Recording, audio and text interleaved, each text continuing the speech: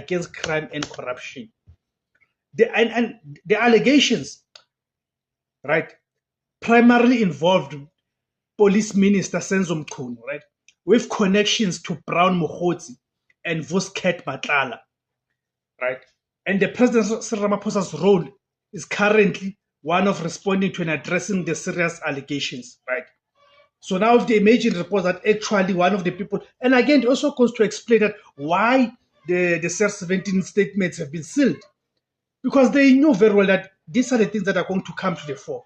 They knew that these are the things that are going to come to the fore, that the public will get to know about the people who funded Cyril Ramaphosa, then about and the money, how these people are making their money, and who did these monies go to in that campaign. So now it begins to make sense. It is beginning to make sense that why those statements have been sealed as an instruction of the